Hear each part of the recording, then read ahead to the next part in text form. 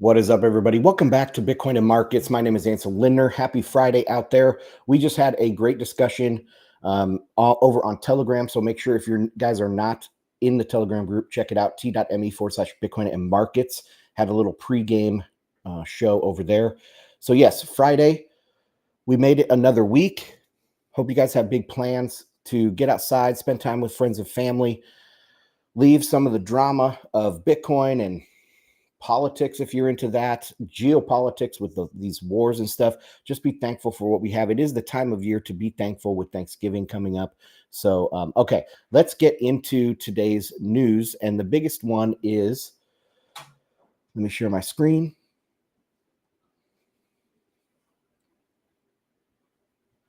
Biggest one is that there's some movement on these Bitcoin ETFs. Now, I think I talked about this on Monday on the live stream where, I didn't have a good feeling that there was going to be any real movement this week, like an approval and stuff like that. I wrote about that on the fundamentals report over on bitcoinandmarkets.com. If you're not over there, sign up as well over there. So, and now we're through Friday almost. I mean, maybe they'll have an after hours drop of some sort of rules change or something like that, some approval for these things. But right now, it doesn't look like that's going to be the case.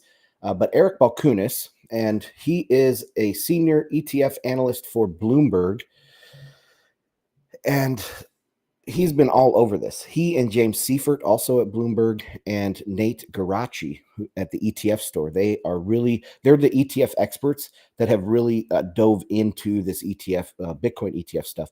And so they are good follows if you're not following them on Twitter. But okay, so he said that he's hearing chatter SEC's trading and markets, that's some division in the SEC, engaged with exchanges this week on spot Bitcoin ETF 19B-4s. Those are the filings that they all have. There's two different parts of this. There is like a S1 and a S3, and then there's the 19B-4s. I don't know exactly which is which, but so the SEC is advising them that they'd like the ETFs to do cash creates, not in kind, and has asked them to get in amendments in next couple of weeks. This isn't unexpected, but a good sign nonetheless. So next couple of weeks is the big time window that jumps out. It does not match up with the window that we were hoping for, which was this Friday. This window closes. So that does not mean that they will not, they can't like make this request and then announce something and then let them have 2 weeks to update, because just because they make a rules change to allow these ETFs, that doesn't mean that they're going to launch right away. It could be, hey, let's make the announcement and then in 2 or 3 weeks, get a launch date going. I don't think they would do that, though. They didn't do that with the ETH futures ETFs just recently. They announced it like on a Friday night, and then on Tuesday they went live. So that is what happened with the ETH ETFs. And another parallel with the ETH futures ETF was that the government shutdown was looming. So that's why they quick pulled the trigger on those ETH futures ETFs as a bunch. And this time it looked like we might be having a government shutdown as well, but they did pass a budget. So that similarity or parallel is no longer valid. But okay, let's go down to see what else he says. So cash creates makes sense, in my opinion, because broker dealers can't deal in Bitcoin. So doing cash creates puts onus on issuers to transact in Bitcoin and keeps broker dealers from having to use unregistered subsidiaries or third-party firms to deal with the BTC. Less limitations for them overall. Only 2 or 3 filers had planned cash creates. Interesting. I wonder which ones those were. I saw one of them already updated, one of the ETFs. So I wonder if BlackRock had cash creates, but the rest wanted to do in kind. So why would you want to do in kind? That doesn't make any sense. We're going to get into the differences here a little bit more in just a second. So they may have to adjust or risk delay. Anyway, this doesn't change our 90% odds up or down, but is good sign the process marching. And SEC has a path forward in the plumbing that they are comfortable with. So there you go from Eric Balkunis. Now jumping over here to the next one is a little thread from Timbo Notes. I don't follow this guy, I don't think, but this is a pretty good thread. But here, let's dive into this one. So SEC's latest move on Bitcoin ETFs, preferring cash creates over in-kind. Let's unpack what that means, all right? In-kind creations explained. In traditional ETFs, in-kind creation involves delivering a basket of assets, like stocks, to the ETF issuer in exchange for new shares. For a Bitcoin ETF, this would mean handing over actual Bitcoin. So the investor themselves, maybe you're going through a broker, but that broker would have to have the Bitcoin. And instead of buying the ETF with cash, with dollars, you buy it with Bitcoin. So the broker would buy the Bitcoin, then send it into BlackRock, and BlackRock would hold it and give you the ETF share. That just seems ridiculous to me. Why would anybody file as an in-kind? Doesn't make any sense. Benefits of in-kind, it's tax efficient and keeps the ETF's price aligned with its net asset value. Okay, I see this. So one central buyer might move the price more than if you have a broad spectrum of buyers. And so that's interesting. So this way, in kind actually keeps the price of the ETF, much more pinned to the NAV value. Okay, I get it. But for Bitcoin, it means dealing with the complexities of securing and transferring digital assets. Enter cash creates. Instead of assets, cash is given to the ETF issuer, who then buys the underlying asset, BTC in this case, on the market. This is simpler operationally than managing actual Bitcoin transactions. Yes, it is.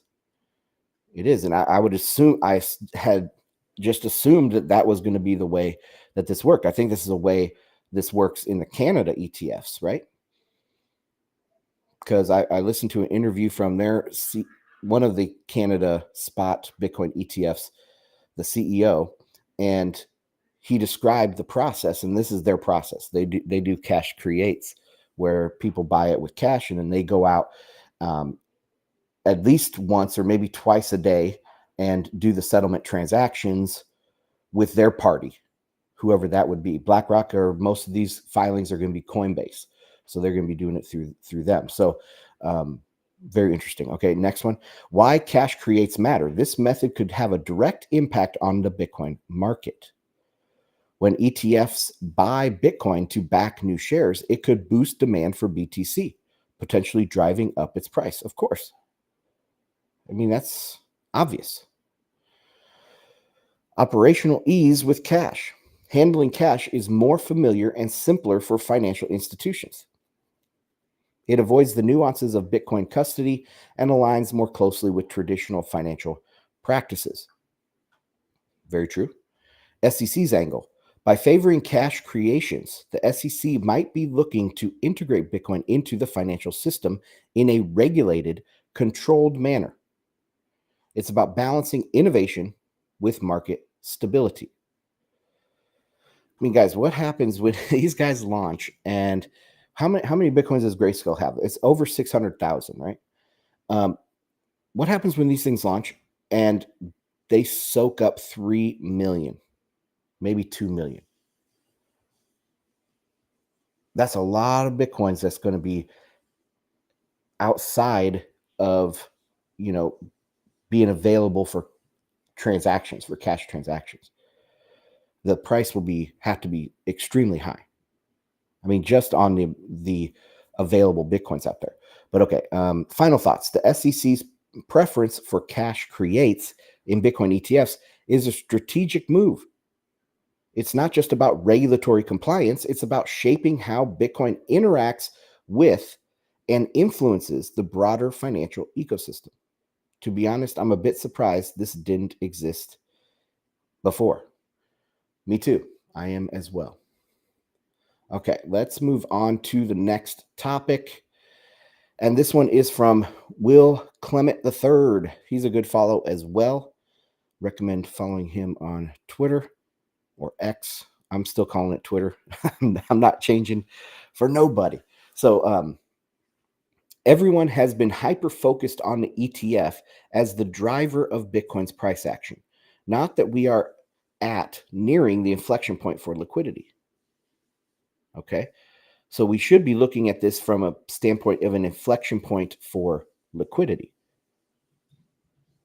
Reverse repo is absorbing issuance, but will soon drain to zero. Then QT should end soon after. ETF will just be an accelerant for BTC. Yeah, I agree with that. I've talked about this being a deflationary environment. And in a deflationary environment, you don't want to hold counterparty risk because everything's going to hell. Debt is going bad. Assets like, you don't want to hold counterparty risk. So you want to hold assets that, like gold or Bitcoin, obviously, that don't have counterparty risk. Now, gold does, even if unless you hold it in your closet or in your, in a safe or whatever, that gold has counterparty risk. Same with Bitcoin, though. If you hold Bitcoin on an exchange, you have counterparty risk as well. But it's much easier to take delivery and secure your Bitcoin by an order of magnitude. I mean, it's simply impossible to do with gold what you do with Bitcoin. So anyway, assets without counterparty risk are going to do well in a inflection point of liquidity. So Bitcoin going into this era is going to do very well. Okay, he had another post too. I wanted to bring this up. Let's see. All right, here we go. Quote, he's quoting some response. But don't you know Bitcoin has never traded during a recession? After the Fed starts cutting, stock market usually dumps. But yeah, but we're talking about the hardest asset on the planet without counterparty risk. It has no cash flows that are influenced by the economy. Liquidity rising has no lag effect on Bitcoin. Very, very interesting. I mean, he's talking about liquidity rising as in QT. I see this differently. I see it as liquidity crashing. He's thinking liquidity is rising. But when rates go down, that means that money's getting tighter.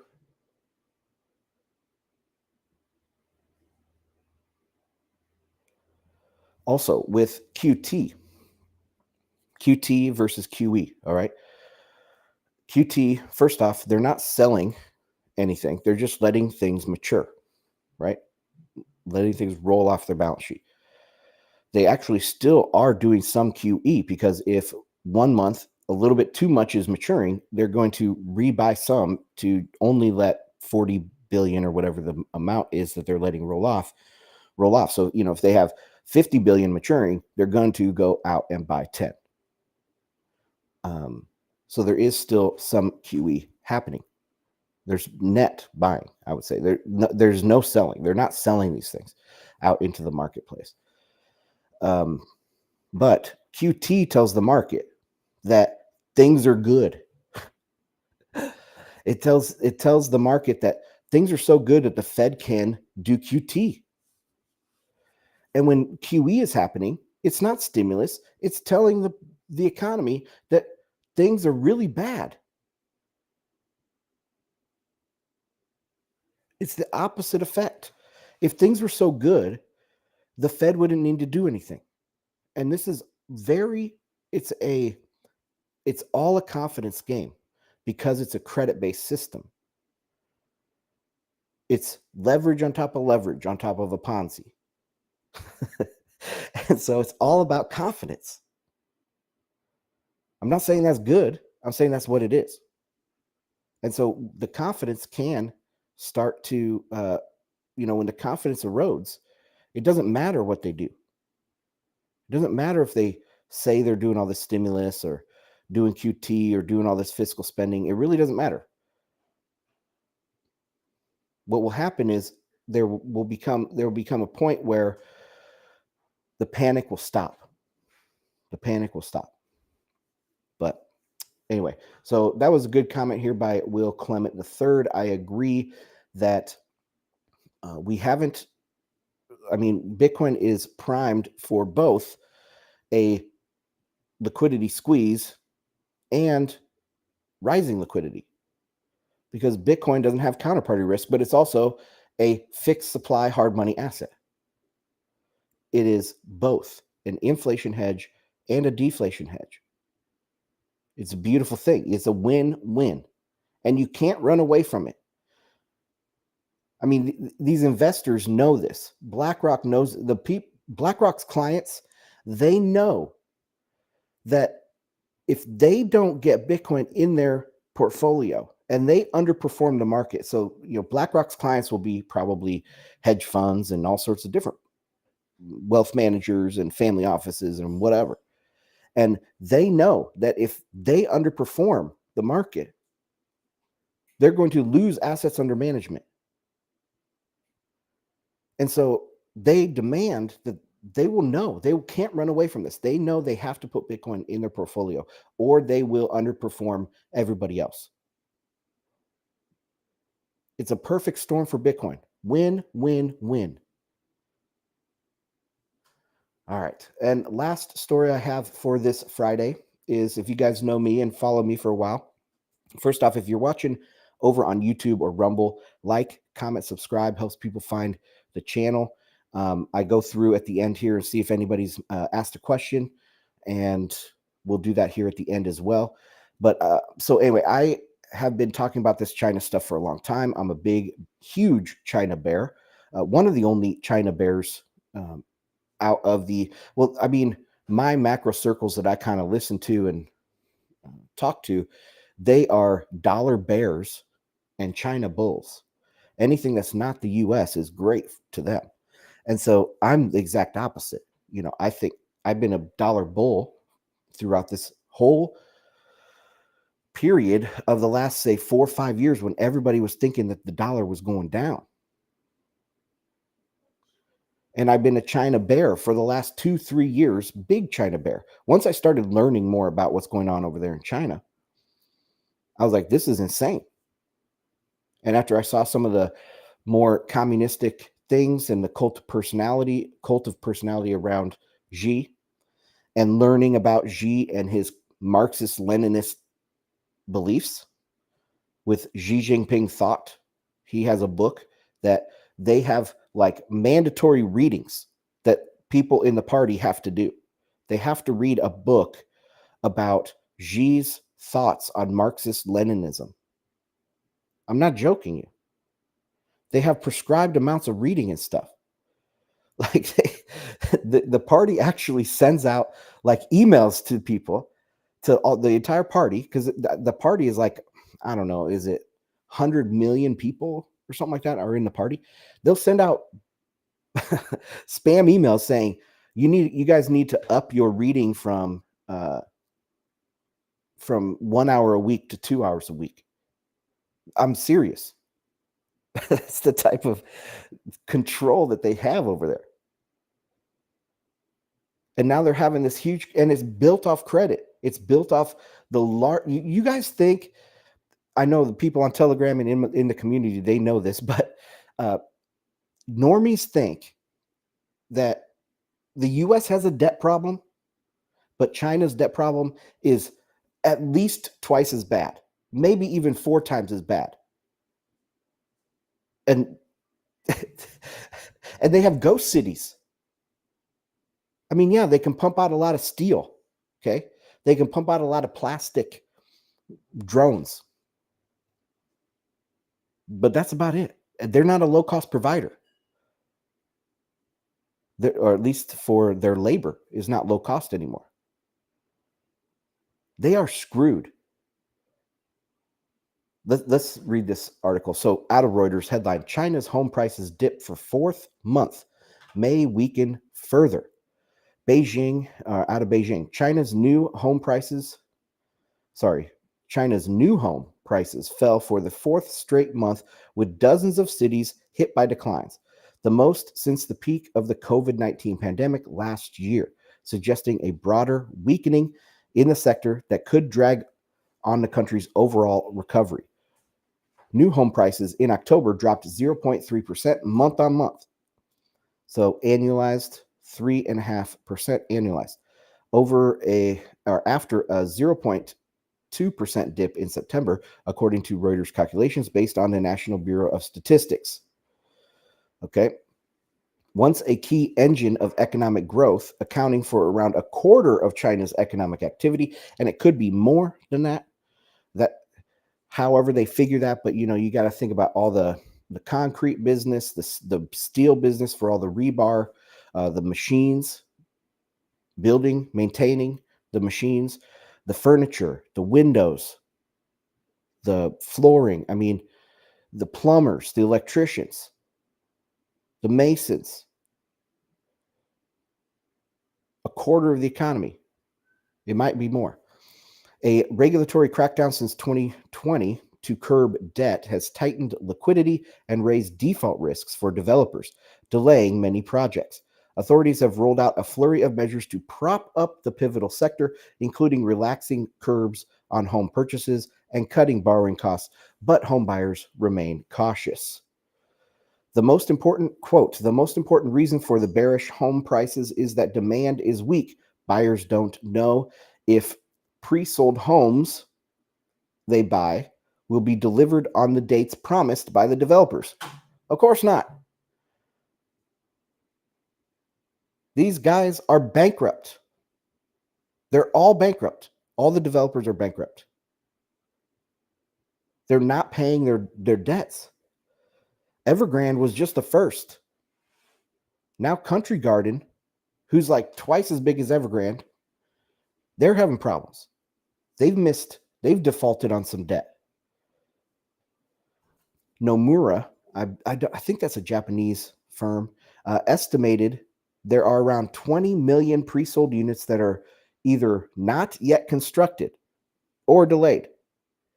That is equivalent to 20 times the number of unfinished projects by indebted developer Country Garden as of the end of 2022. 20 million pre-sold units. And this is just the backlog. To continue growing, you need to have new developments. You need to keep going. So this is a bailout for like the ghost cities that are not finished yet. They still have to build more ghost cities. It's crazy. All right. Bearish home prices follow data on Wednesday. Bearish home prices follow data on Wednesday showing some improvement in industrial output and retail sales, which both beat expectations in October. But overall, investment growth was tepid, and property sales and investment slumped sharply. One thing too about this, they have a closed capital account, and so the minute that they would open up any sort of capital controls, money would flood out. It's already tipped that way because for years it was just a one-way conveyor belt of money going into China with foreign direct investment.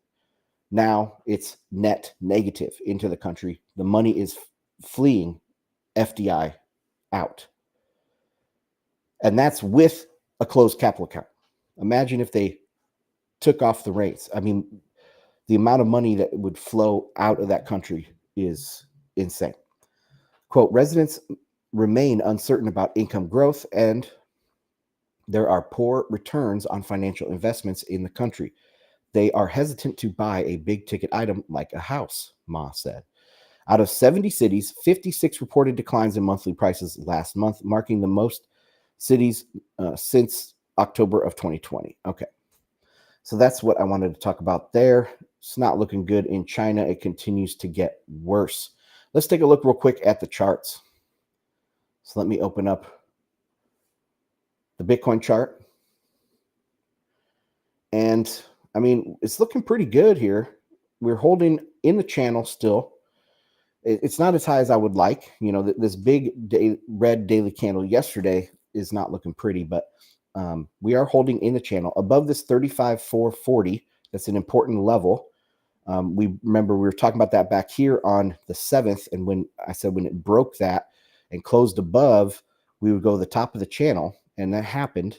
But we're still holding above that critical level. Now, if I bring up the EMAs, or sorry, these aren't EMAs, these are just simple moving averages. The 20 simple moving average is at the bottom of the channel. It's very interesting that it has, you know, aligned right there, but that seems to be holding up the price very well. And also the 50 day is coinciding right now with this kind of structural support from back here, the top of the previous pattern.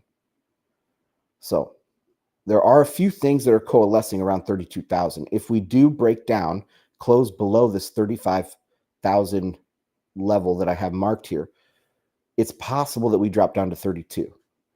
Now, I've talked about this several times, that you can correct in price or in time. So if we have a big move down to 32,000, it'll probably only last a week. We will recover all of the losses within a few short days. But if we stay here, it might take a long time.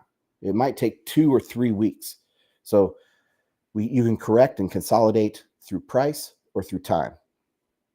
Which one it is remains to be seen, but I will be watching it closely and updating you guys on the Telegram server and on Twitter. So let's see what else. Let's go to another couple charts, and I'll share these new ones with Telegram. Let me turn off these moving averages. So this is the DXY, down, new, fresh, low close for the DXY. Not much to say about this one because I don't have a real strong feeling on the dollar over the next few weeks. I mean, it's all set to do exactly what I've been talking about and finding a new range, maybe a range from 100 to 110 or 115, something like that, but bounce around there for a few years. I don't see the dollar crashing. I don't see it spiking up to 130 right now or anything. So it's just going to be bouncing around in a range. It's really ho-hum to me at this point. Okay, how about gold?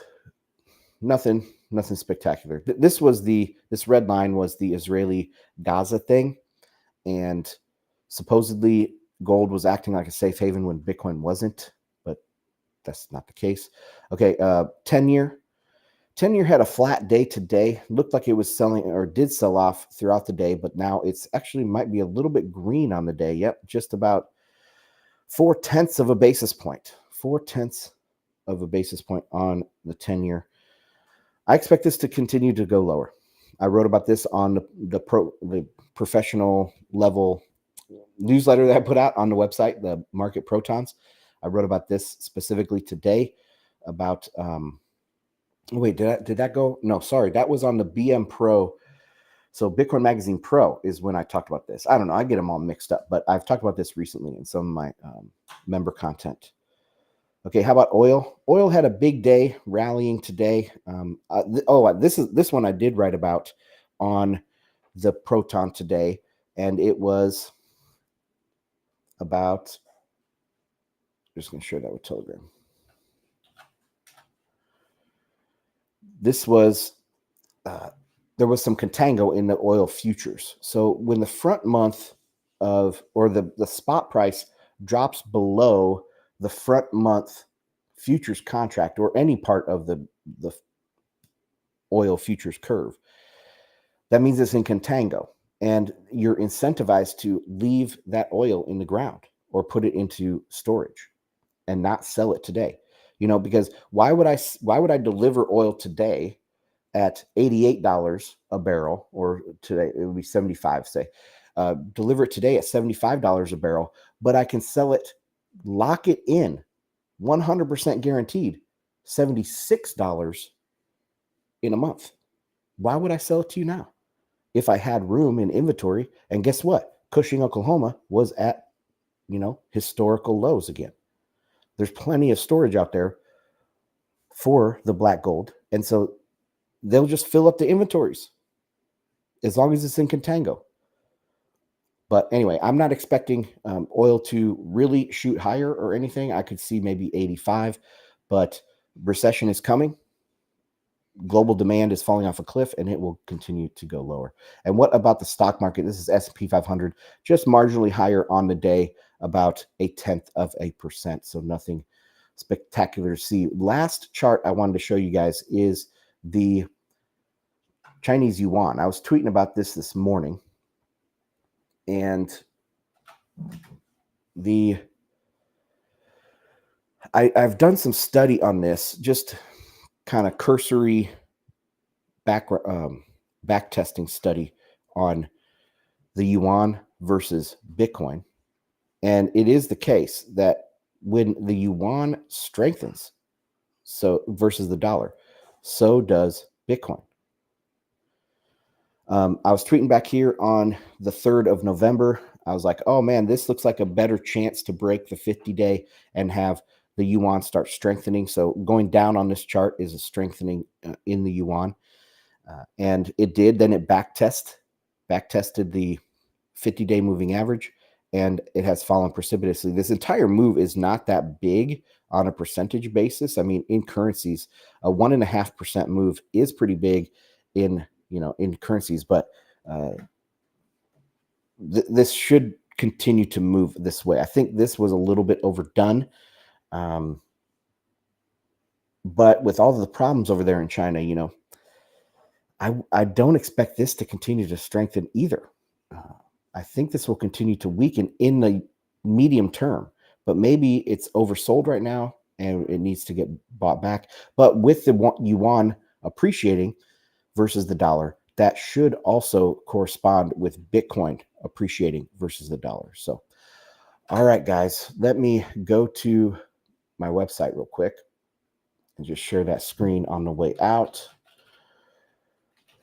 So check out bitcoinandmarkets.com. You sign up for free notifications. You get my weekly newsletter on Monday, as well as when I drop podcast versions of these live streams and when I write other blog posts and stuff. I have so many blog posts halfway done, trying to get those out here in the near term.